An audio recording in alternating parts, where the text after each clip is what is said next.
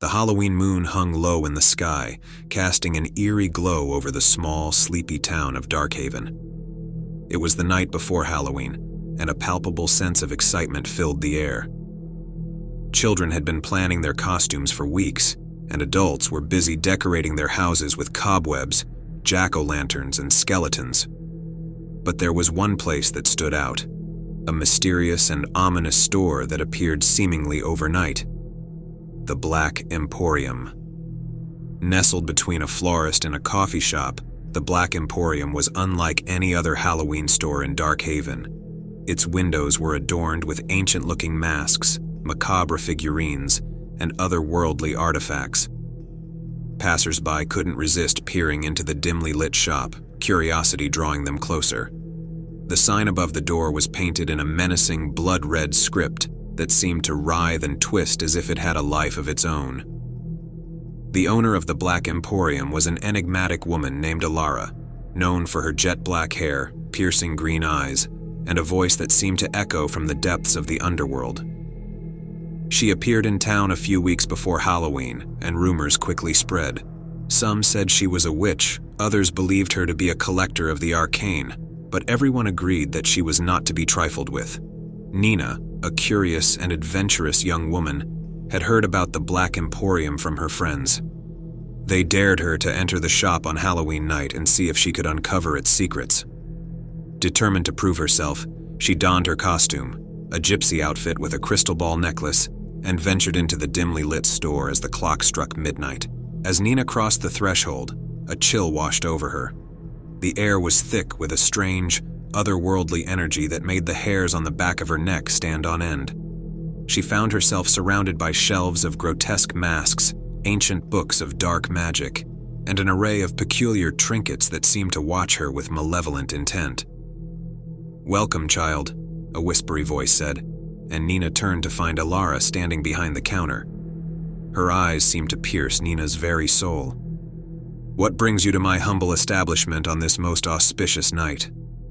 "I've heard tales of this place," Nina stammered. "I wanted to see for myself." Alara smiled, revealing sharp, glistening teeth. "Curiosity is a powerful force, isn't it? Well, you're in luck, for this is the one night when my offerings hold the most power. What are you seeking, child? Love, wealth, revenge, or perhaps something darker still?" Nina hesitated for a moment, her heart pounding in her chest. She hadn't thought this far ahead, but then she remembered the dare from her friends and decided to play along. "Tell me about the most dangerous, cursed object you have." Alara's eyes glinted with a dangerous gleam. She gestured to a dark, ornate chest on a pedestal at the center of the shop. "Ah, you have a taste for danger, I see. That, my dear, is the accursed reliquary, a vessel of ancient, malevolent power. It is said to grant the darkest of desires, but at a terrible price." Nina approached the chest with trepidation, her curiosity overpowering her fear. She ran her fingers along the intricate carvings on the surface, each symbol seeming to pulse with an eerie energy. With a deep breath, she opened the lid. Inside, she found a collection of items that made her blood run cold. A withered hand, a vial of blood, a lock of hair, and a cursed amulet that seemed to whisper dark incantations. The chest emanated an oppressive aura that sent shivers down her spine. "What do these items do?" Nina asked, her voice trembling. Alara leaned in close, her breath cold against Nina's ear. "The withered hand can steal the essence of another, granting you their strength, but leaving them frail and lifeless. The vial of blood can bind a person's fate to your own, allowing you to control their destiny. The lock of hair can create a cursed connection, linking you to someone's nightmares, and the amulet can unleash a vengeful spirit upon your enemies." Nina recoiled in horror. These were not the kind of powers she had ever considered. The weight of the darkness in that chest bore down on her, and she quickly closed it. I can't," she stammered. "These are too dangerous." Alara chuckled softly, her laughter like a melody of despair. "Wise choice, dear. Such power comes with great consequences. Now tell me, What is it that you truly desire?" Nina took a step back, her heart pounding with a mix of fear and relief. She thought about her family, her friends, and the life she had always wanted. "I wish for happiness for myself and the people I care about." Ilara's smile softened, and for a moment her eyes lost their malevolence. "A noble wish, child, and one that is within my power to grant." She reached beneath the counter and produced a small, unassuming pendant. "Wear this amulet, and it shall bring you the happiness you seek. But remember, happiness is not without its own shadows." Nina accepted the amulet, feeling a sense of warmth and hope emanating from it. She thanked Ilara and quickly left the shop, the eerie energy of the Black Emporium fading as she stepped into the moonlit street. As she walked home, she couldn't shake the feeling that something had changed within her. The amulet pulsed with an otherworldly light, and a voice, soft and seductive, whispered in her mind. It promised happiness and fulfillment, but hinted at a hidden darkness lurking just beneath the surface. Over the following months, Nina's life seemed to improve in every way. Her friendships deepened, her family was closer than ever, and she found success in her career. It was as though the amulet had granted her every desire, but with each passing day, she felt a growing unease, a sense that something was not quite right. As Halloween again approached, that feeling intensified. The amulet's voice in her mind became more insistent, more demanding. It whispered dark thoughts and planted seeds of doubt in her heart. And then on Halloween night, as she gazed into the mirror while getting ready for a party, she saw her own reflection change. Her eyes had darkened to a sinister shade of crimson, and her smile twisted into a malevolent grin. The amulet's promise of happiness had come with a price, and it seemed that price was her very soul.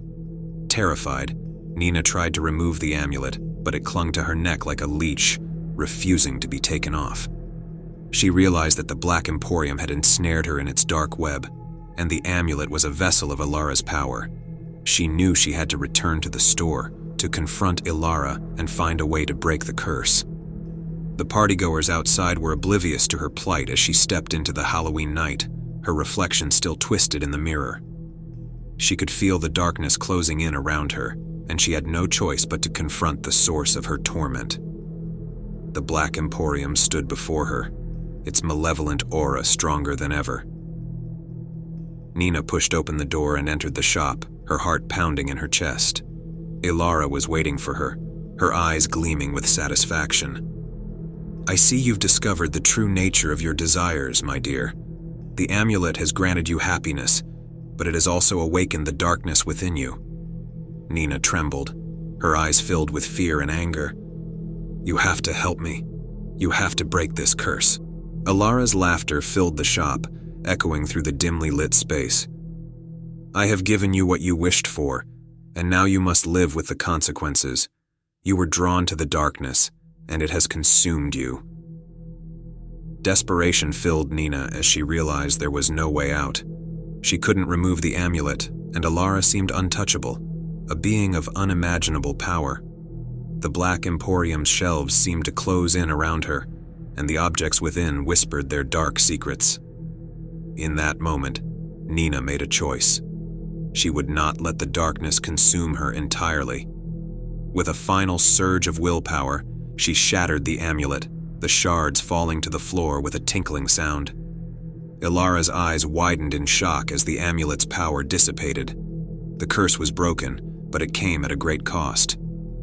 The Black Emporium trembled, and the walls seemed to weep dark tears. The ancient shop, built on a foundation of malevolence, could not survive the loss of its most powerful artifact. The shop began to crumble, and Ilara's furious cries filled the air as the building collapsed in on itself, disappearing into the very depths of the earth. The Black Emporium was no more, and the sense of dread and malice that had plagued Darkhaven was broken. Nina stood amidst the rubble, her reflection in the shattered amulet now free of darkness. She had paid a heavy price, but she had also found the strength to break free from the curse's grasp. As the first rays of dawn broke over Darkhaven, the town awoke to find the Black Emporium gone, as though it had never existed. The darkness that had plagued the town had lifted, and the people felt a newfound sense of hope. Nina, though forever changed by her encounter with the Black Emporium, had found her own kind of happiness, the happiness of redemption. She had faced the darkness within herself and emerged stronger for it. And yet, in the darkest corners of the world, other cursed objects waited to be discovered, and the allure of their power would forever tempt those who dared to seek them out. The true horror of the Black Emporium was not that it existed, but that it was just one of many such places, hiding in the shadows, ready to ensnare the unwary. As Halloween night gave way to a new day, the world remained a place of mysteries, both wondrous and terrifying, waiting to be uncovered by those who dared to venture into the unknown.